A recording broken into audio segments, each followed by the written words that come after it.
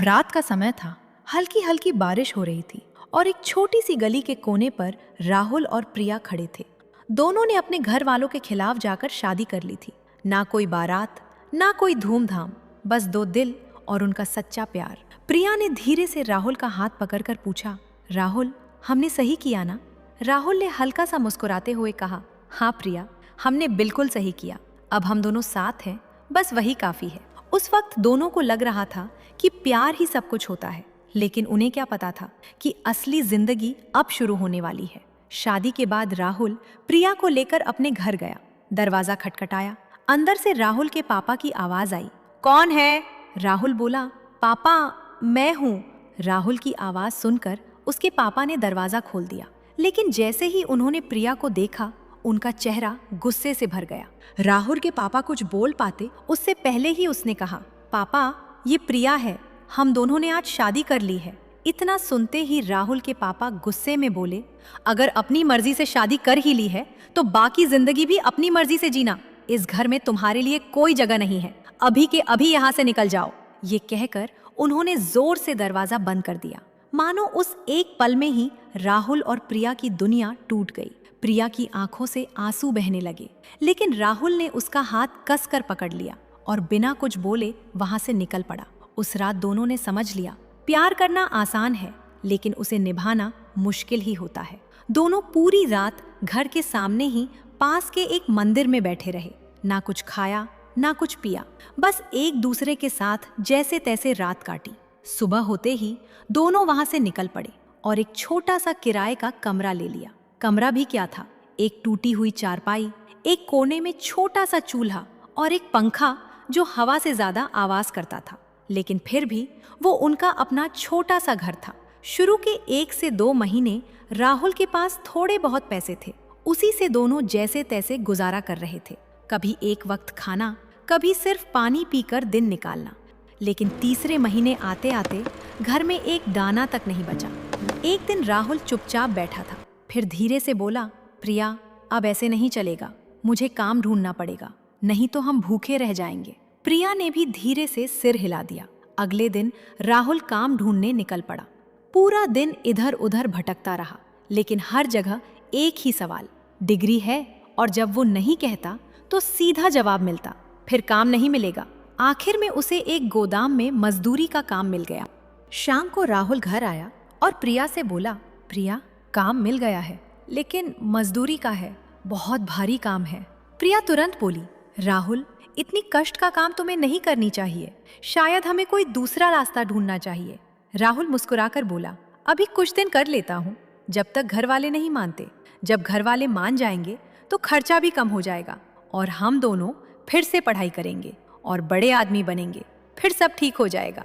ये सुनते ही प्रिया की आंखों से आंसू बहने लगे।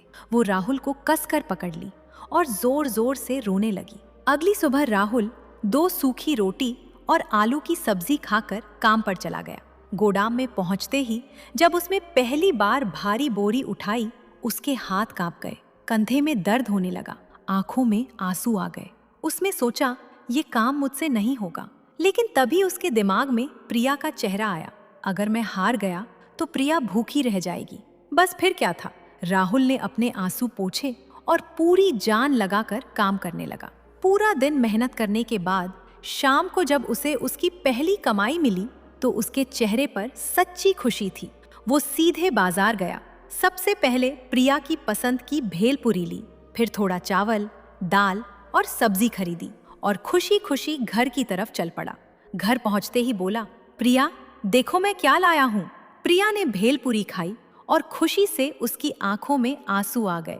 उस रात दोनों ने पेट भरकर खाना खाया, लेकिन प्रिया के दिल में एक सवाल बार बार आ रहा था, राहुल इतना कष्ट उठा रहा है, क्या मैं कुछ नहीं कर सकती? उस रात प्रिया सो तो गई, लेकिन उसकी नींद बार बार टूट रही थी। राहुल का थका हुआ चेहरा, उसके कंधे का दर्द और दिन भर की मेहनत, सब कुछ उसकी आंखों के सामने घूम रहा था। सुबह हुई।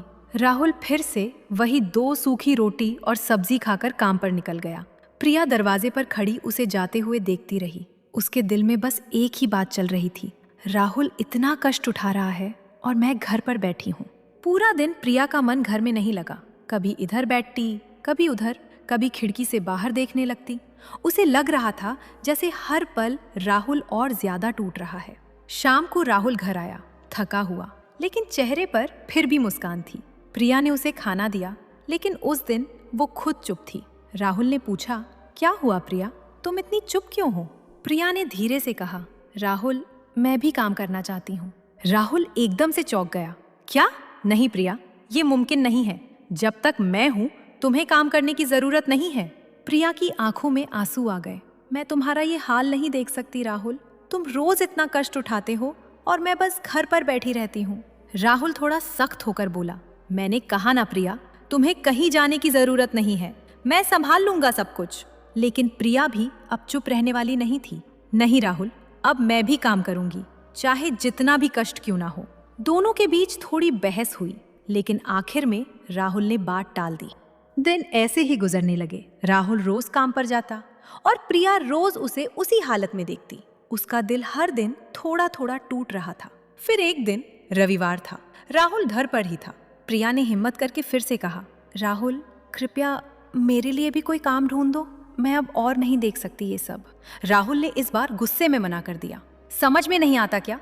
मैंने कहा ना, तुम्हें काम पर नहीं जाना है। प्रिया चुप हो गई, लेकिन उसके अंदर का दर्द अब और बढ़ गया था। अभी तक दोनों जैसे तैसे जिंदगी गुजार रहे थे, लेकिन उन्हें क्या पता था कि अब उनकी जिंदगी में सबसे बड़ा तूफान आने वाला है। एक दिन राहुल हमेशा की तरह काम पर गया हुआ था। प्रिया घर पर थी। तभी अचानक बाहर से शोर सुनाई दिया।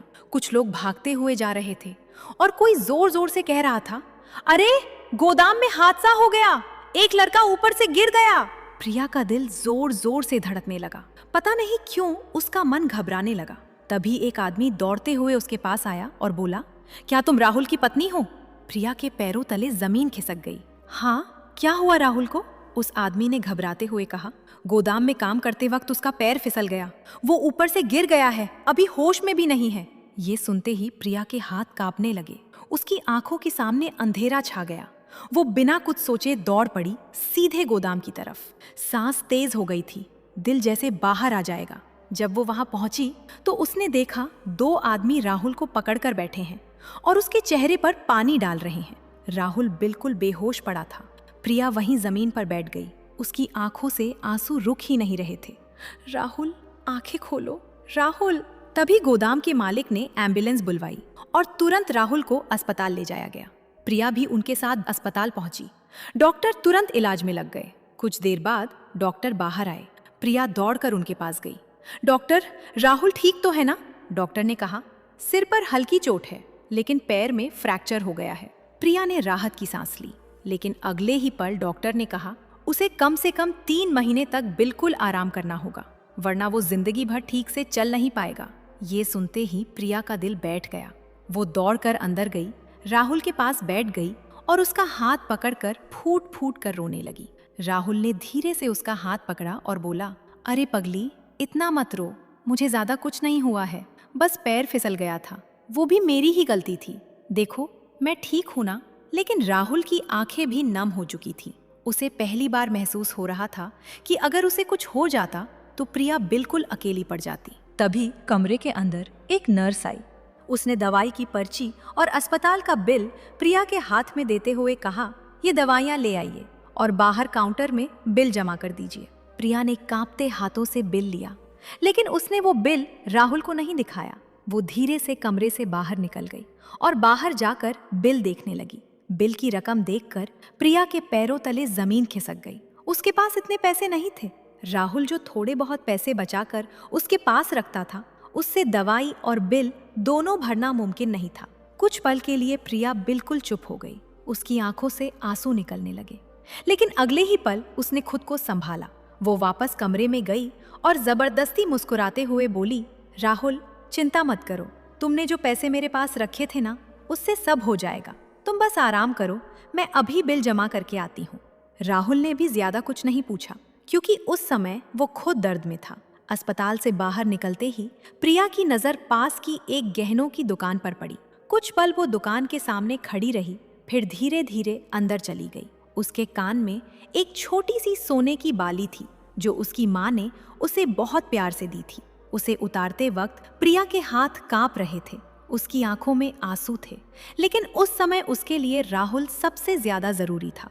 प्रिया ने बाली दुकानदार को देते हुए कहा, भैया कृपया इसे रख लीजिए, मुझे पैसों की बहुत जरूरत है, मेरे पति अस्पताल में हैं। दुकानदार ने बाली देखी, फिर कुछ पैसे निकालकर प्रिया के हाथ में रख दिए।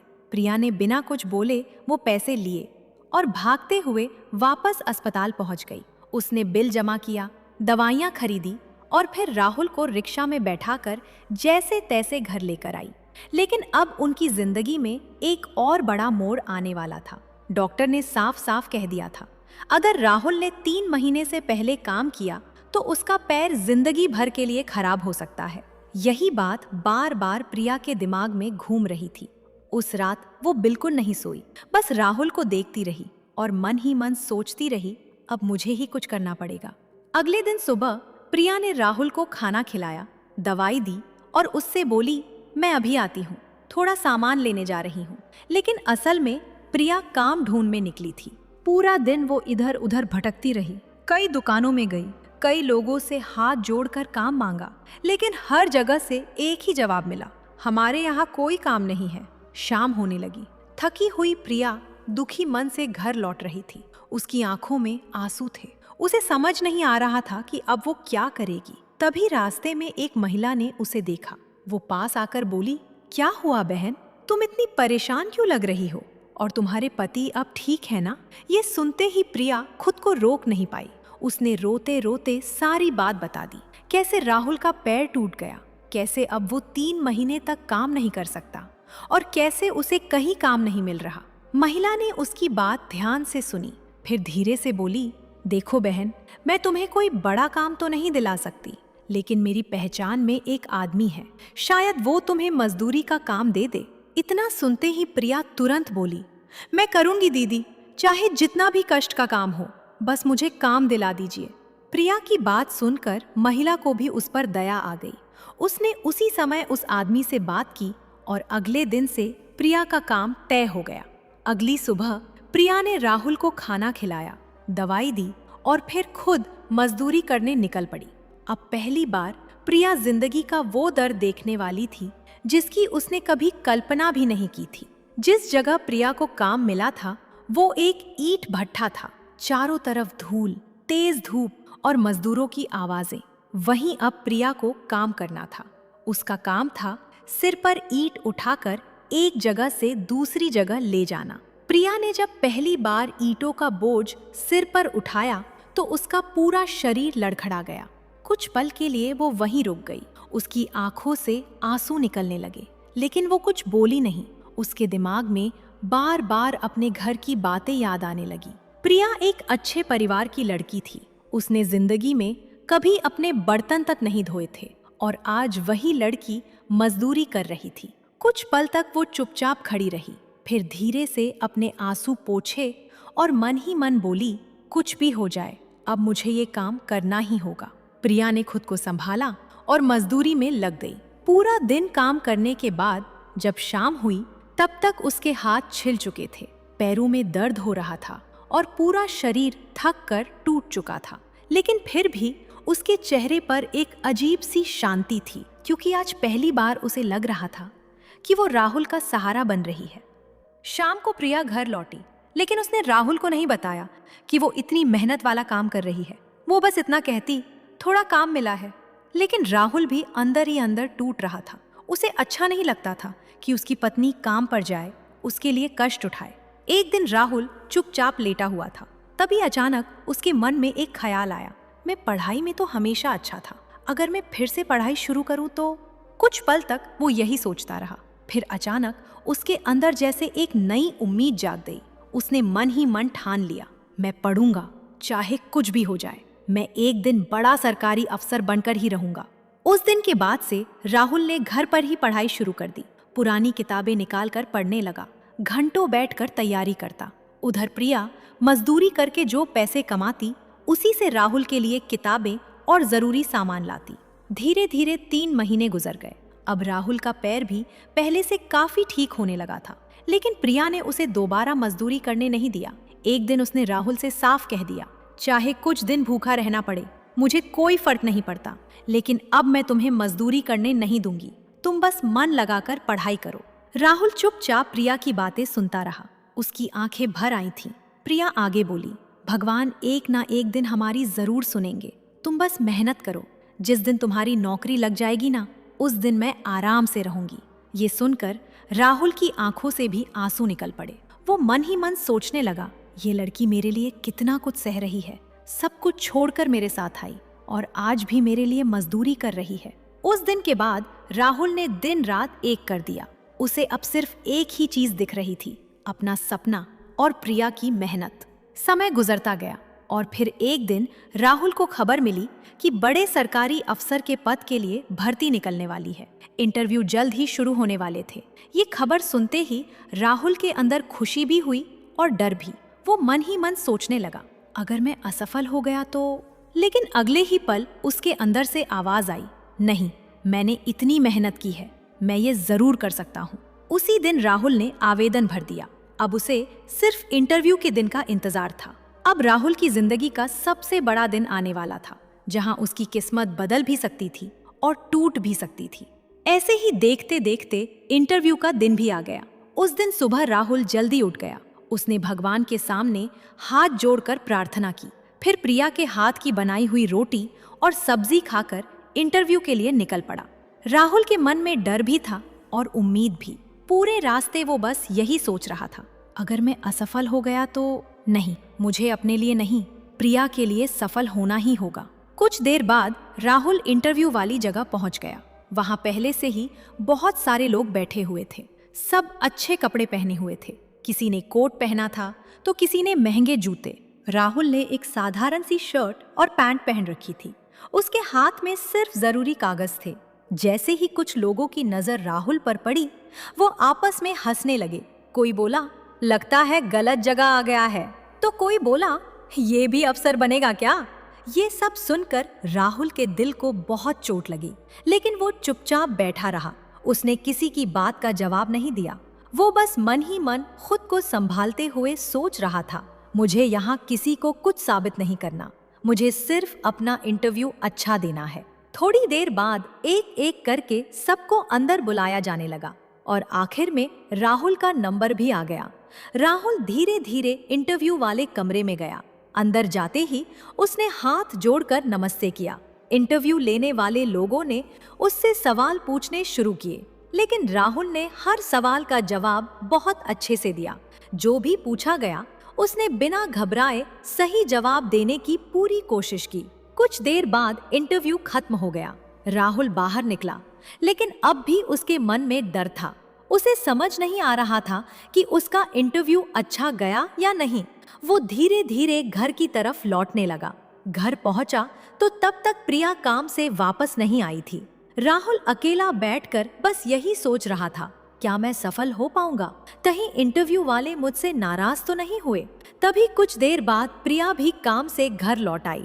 घर आते ही उसने जल्दी से पूछा, राहुल, इंटरव्यू कैसा हुआ? राहुल ने सारी बातें प्रिया को बता दी। सब कुछ सुनने के बाद प्रिया मुस्कुराकर बोली, इतना अच्छा इंटरव्यू हुआ है, देखना राहुल, तुम जरूर सफल होगे। प्रिया की बात सुनकर राहुल के चेहरे पर भी हल्की मुस्कान आ गई, लेकिन उसने पढ़ाई छोड़ना बंद नहीं किया। वो मन ही मन सोच चुका था, अगर इस बार नहीं हुआ तो अगली बार कोशिश करूंगा। राहुल पहले की तरह फिर से दिन रात पढ़ाई में लग गया। ऐसे ही 2 से 3 महीने गुजर गए और आखिरकार वो दिन भी आ गया जिस दिन परिणाम आने वाला था। उस दिन राहुल और प्रिया दोनों बहुत खुश भी थे और डरे हुए भी। दोनों के दिल की धड़कन तेज हो रही थी। उस दिन राहुल ने प्रिया को काम पर नहीं जाने दिया।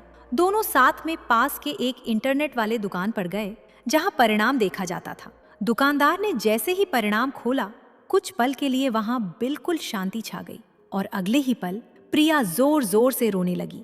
उसकी आंखों से आंसू रुक ही नहीं रहे थे। राहुल भी खुद को रोक नहीं पाया। उसने तुरंत प्रिया को गले लगा लिया और उसकी आंखों से भी आंसू निकलने लगे। राहुल सफल हो चुका था। उसकी सरकारी नौकरी लग गई थी।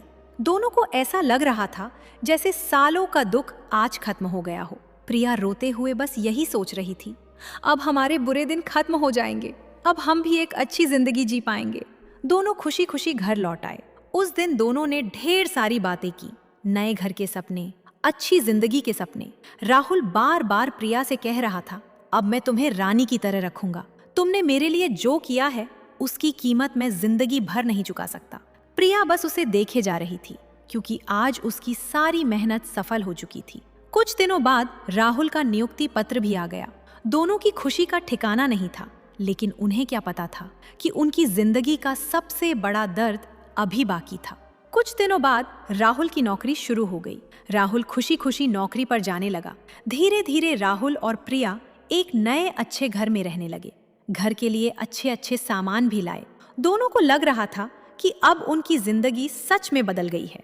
अब न भूखे सोना पड़ता था, न किराए के लिए चिंता करनी पड़ती थी। प्रिया भी अब खुश रहने लगी थी। उसे लगता था कि उसकी सारी मेहनत आखिरकार सफल हो गई। जिस राहुल के लिए उसने मजदूरी की, आज वही राहुल बड़ा अफसर बन गया था। लेकिन शायद किस्मत को कुछ और ही मंजूर था। राहुल अब एक बड़े अफसर के पद पर था। ऑफिस में उसका उठना बैठना बड़े बड़े लोगों के साथ होने लगा। उसी ऑफिस में एक लड़की भी काम करती थी, जिसका नाम था जोया। जोया राहुल से एक पद ऊपर थी। वो दिखने में बहुत खूबसूरत थी, लेकिन उसका चरित्र बिल्कुल अच्छा नहीं था। वो पहले से शादीशुदा थी, लेकिन अपने पति के साथ नहीं रहती थी।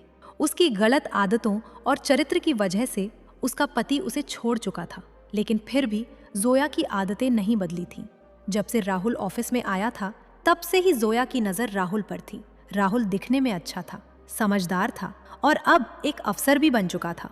जोया मन ही मन सोचने लगी, कैसे भी करके राहुल को अपने करीब लाना है।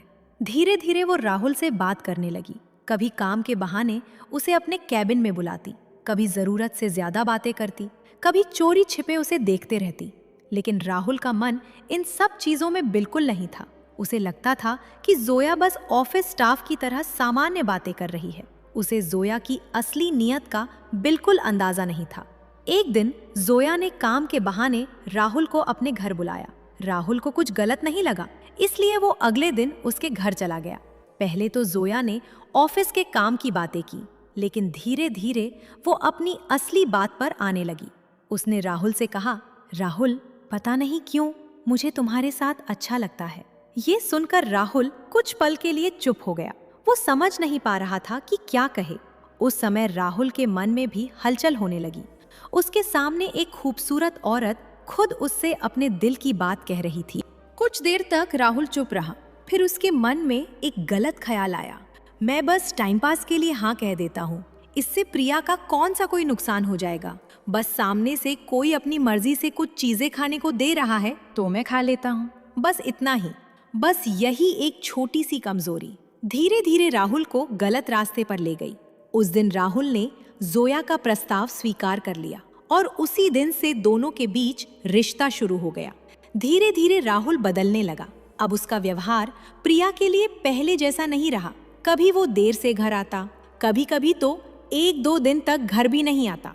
लेकिन प्रिया को इन सब बातों का ज्यादा शक नहीं हुआ। उसे लगता था कि अब राहुल बड़ा अफसर बन गया है, इसलिए काम ज्यादा रहता होगा।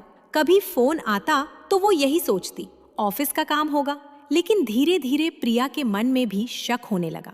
उसे लगने लगा कि कुछ ना कुछ जरूर गलत है। एक दिन अचानक प्रिया के फोन की घंटी बजी। उसने फोन उठाया तो दूसरी तरफ एक आदमी था। उस आदमी ने राहुल और जोया के रिश्ते की सारी बातें प्रिया को बता दी। ये सुनते ही प्रिया के हाथ से फोन गिर गया। उसके पैरों तले जमीन खिसक गई। दरअसल ये सब कुछ बताने वाला व्यक्ति जोया का एक्स हस्बैंड था। वो कुछ देर तक बिस्तर पर ही बैठी रही। उसका दिमाग जैसे काम करना बंद कर चुका था। जिस इंसान के लिए उसने अपना घर छोड़ा, माँ बाप छोड़े, मजदूरी की, इतने कष्ट सहे, आज वही इंसान उसे धोखा दे रहा था। पूरा दिन प्रिया एक कोने में बैठी रही। उसकी आंखों से लगातार आंसू बहते रहे। उसने ना कुछ खाया, ना किसी से बात की। उसके मन में बार बार बस यही सवाल आ रहा था, आखिर मेरी गलती क्या थी। प्रिया के मन में बार बार बुरे ख्याल आने लगे, लेकिन अगले ही पल उसने खुद को संभाला। उसने मन ही मन कहा, ठीक है राहुल, अभी तक तुमने मेरा प्यार देखा था, अब मेरा दूसरा रूप देखना। उसी समय राहुल घर पहुंचा। घर आते ही उसने पूछा, खाना क्यों नहीं बनाया अभी तक, और ऐसे चुपचाप क्यों बैठी हो?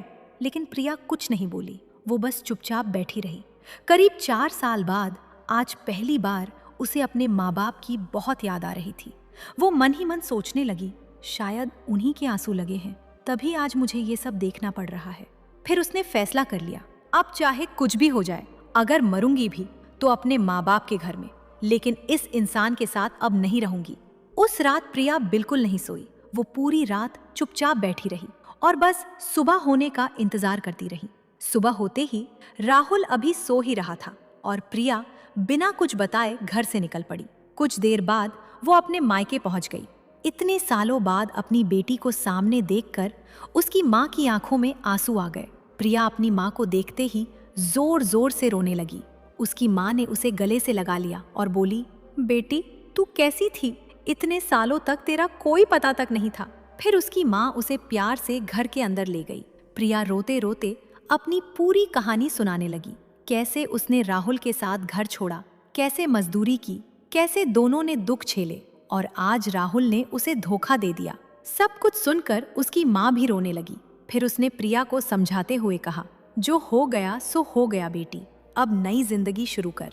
घर के बाकी लोगों ने भी प्रिया को बहुत प्यार दिया। इतने सालों बाद सब उसे वापस पाकर खुश थे, लेकिन प्रिया के दिल के एक कोने में अब भी राहुल के लिए प्यार था, क्योंकि उसने सपने में भी नहीं सोचा था कि राहुल कभी ऐसा करेगा। उधर राहुल की हालत भी खराब हो चुकी थी। उसे समझ ही नहीं आ रहा था कि प्रिया अचानक कहाँ चली गई। तभी उसकी नजर बिस्तर के पास रखे एक कागज पर पड़ी। उसने जल्दी से वो कागज उठाया। उसमें लिखा था, राहुल, मैं हमेशा के लिए अपने माँ बाप के घर जा रही हूँ। तुम जिसके साथ खुश हो उसके साथ खुश रहो। मैं अब तुम्हें परेशान नहीं करूंगी। ये पढ़ते ही राहुल के हाथ कांपने लगे। उसकी आंखों से आंसू निकल पड़े। वो बार बार खुद से कहने लगा, मैंने ये क्या कर दिया? प्रिया को सब पता कैसे चल गया? उस दिन राहुल ऑफिस तो गया, लेकिन उसने जोया से एक भी बात नहीं की। ऑफिस खत्म होने के बाद राहुल ने सारा गुस्सा जोया पर निकाल दिया। वो बोला, आज तुम्हारी वजह से मेरी पत्नी मुझे छोड़कर चली गई। जिसने मेरे लिए इतना कुछ किया, आज मैं उसी को खो चुका हूँ। जोया ने राहुल को समझाने की बहुत कोशिश की, लेकिन अब राहुल को अपनी गलती समझ आ चुकी थी। उस दिन राहुल घर वापस आया, लेकिन पूरी रात रोता रहा। ना कुछ खाया, ना कुछ पिया। उसे बार बार वो दिन याद आने लगे जब प्रिया उसके लिए मजदूरी करती थी, उसके लिए भूखी रहती थी, उसके सपनों के लिए खुद टूटती जा रही थी। राहुल समझ चुका था, उसने 2 दिन की खुशी के लिए अपनी पूरी जिंदगी बर्बाद कर दी। अगली सुबह राहुल बिना कुछ खाए पिए सीधे प्रिया के घर पहुंच गया। घर पहुंचते ही वो प्रिया की माँ के पैरों में गिर पड़ा। रोते हुए बोला, माँ, मुझे मेरी प्रिया वापस दे दीजिए। मैं उसके बिना नहीं जी पाऊंगा। मुझसे बहुत बड़ी गलती हो गई। ये सब बातें प्रिया अंदर से सुन रही थी। अब वो खुद को रोक नहीं पाई। वो दौड़कर बाहर आई और आते ही राहुल को जोरदार थप्पड़ मार दिया। रोते हुए प्रिया बोली, क्यों किया मेरे साथ ऐसा? मैंने तुम्हारे लिए क्या नहीं किया था राहुल? राहुल भी रोने लगा। वो हाथ जोड़कर बोला, मुझे माफ कर दो प्रिया, मैं तुम्हारे बिना नहीं जी सकता। अगर दोबारा कभी ऐसी गलती की तो मेरा चेहरा कभी मत देखना। फिर राहुल रोते हुए बोला, तुमने मुझे माफ कर दिया, मेरे लिए यही नई जिंदगी है। प्रिया की आंखों से लगातार आंसू बह रहे थे, लेकिन उसका दिल अब भी राहुल से प्यार करता था। आखिरकार प्रिया ने राहुल को माफ कर दिया और फिर दोनों पहले की तरह प्यार और खुशी से अपनी जिंदगी जीने लगे। दोस्तों, प्रिया और राहुल की ये कहानी आपको कैसी लगी? कमेंट बॉक्स में जरूर बताएं और कहानी अच्छी लगी हो तो वीडियो को लाइक करें और इस कहानी की अपने दोस्तों और परिवार के साथ भी जरूर शेयर करें। धन्यवाद।